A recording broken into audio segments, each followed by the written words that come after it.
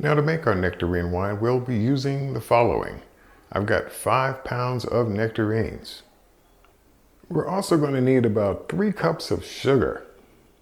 We're going to be using wine yeast with this one. I'm using a Red Star Premier Côte d'Isplat because of its low ABV. We're going to be using a Red Star Premier Côte d'Isplat because of its low ABV tolerance. And we're also going to be using bread yeast in our yeast nutrient. Now, of course, if you don't have wine yeast, you can use bread yeast as your primary yeast. We're going to be using the juice of 1/4 of a lemon, and the lemon juice is going to be used as our acid blend substitute, which is going to give our wine just a little bit of acidity and brightness. We'll need 1 black tea bag, and the tea bag is going to act as our tannin substitute to give our wine a little bit of astringency or mouthfeel.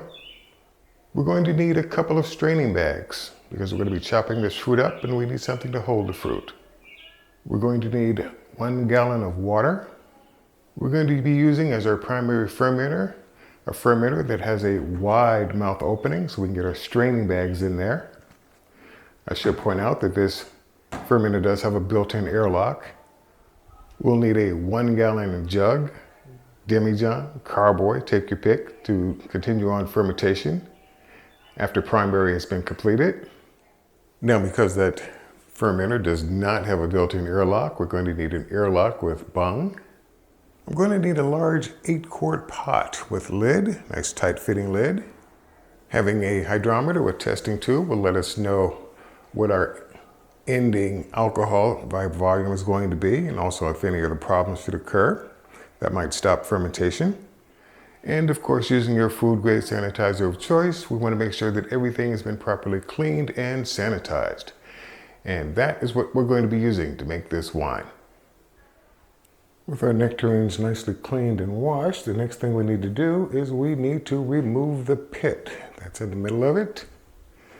And not quite sure if I should cut this way or I should cut this way, but let's try cutting this way for the first one. Cutting around that big giant seed. And can it be peeled off or twisted off? Not easily. All right, cut around the seed. It's 1/2. Cut around the seed again. Basically just gonna cut around the seed. And we're gonna rough chop these. Do it now.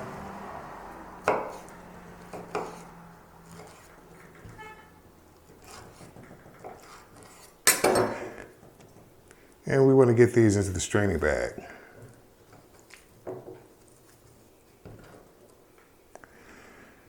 And wrap up the rest of them. Of course, with my very second one, I decided to cut horizontally instead of vertically, and was able just to twist it off with the seed in one hand and the pit in one, and the other end just came out clean. So I'll be doing it that way for the remainder of my peaches. Just finding out which end is up and just simply cutting around the seed that way. And hopefully this will work the second time. Twist it, and there you go. And that's going to be my procedure. All right, let's get these into the pot. Let's go ahead and start this process by adding in some of our water.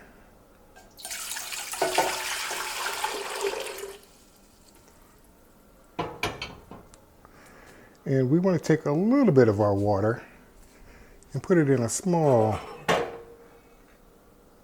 pot. Ooh, anywhere from 1/4 to 1/2 cup. Pour the remainder in our big pot. It on. And in our other pot, I'm going to go ahead and drop in our tea bag. And we want to take a 1/4 teaspoon of our bread yeast, which again is going to act as our yeast nutrient. Yeast need more than sugar to survive, and the nutrient helps to provide a little bit of extra kick for the yeast. We want to turn our stove on.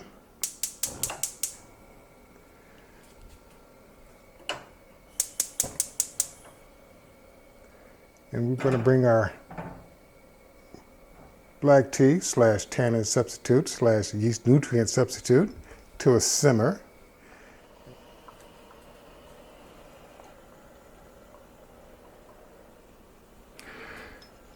Now with our water at a nice rolling boil, we want to do a couple of things. One, we want to carefully ease in our fruit. And two, we want to add in our tannins substitutes. And go ahead and add that to the mix. Want to make sure the stove is turned off. And we want to put our lid back on.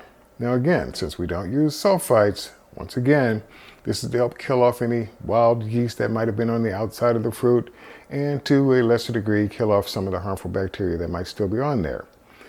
And we're just now going to wait for this to come down to room temperature.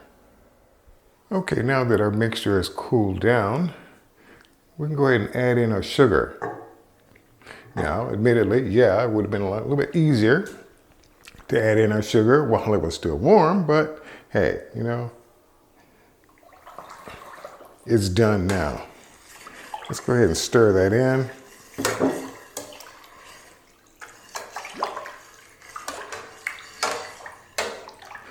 All right, now that that's been incorporated, let's go ahead and take a hydrometer reading, see where we stand. Let's go ahead and add in our acid blend substitute, which is basically just a quarter of a lemon. Just give it a good squeeze. We are not precise on this channel with exact pH measurements and all of that. Just don't want to get any seeds in there, that's all. All right, put that aside. And let's go ahead, cover that up for a moment. All right, looks like our hydrometer reading is coming in at 1.074. Now, in order to turn our juice into wine, we need to add our yeast. I'm adding a quarter of a teaspoon of our wine yeast, but again, if you don't have wine yeast, bread yeast will do just as well. Trying to spread it out as evenly as possible, but with these bags in the way, that's usually not going to be the case. So we're just going to go ahead and just slightly incorporate the yeast into our mixture, aka musk. Put a cap back on and move on to the next step. Now, one of the last things we want to do as part of this part of the process is to go ahead and label our creation. We are making a nectarine wine. We started it on this date, and our original gravity reading was 1.074. Now, what will happen next is the following. For the next 3 days, we want to go ahead and give our must a pretty good stir, hoping to squeeze out a little bit more juice out of the nectarines from the bags.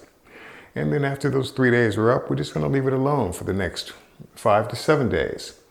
After that, we want to remove the bags and discard the contents. They serve their purpose. And we want to make sure that we've got this put away in a nice, somewhat dark, if not dark, cool location for the next several weeks. After which we'll perform our first racking, getting it out of the initial fermenter into a secondary fermenter. And then we'll repeat that process periodically over the next several months to a year. After which we'll go ahead and degas it, back sweeten it, pasteurize it, bottle it, the whole 9 yards. All of these steps in the winemaking process you can find in my channel's winemaking operation playlist as standalone videos.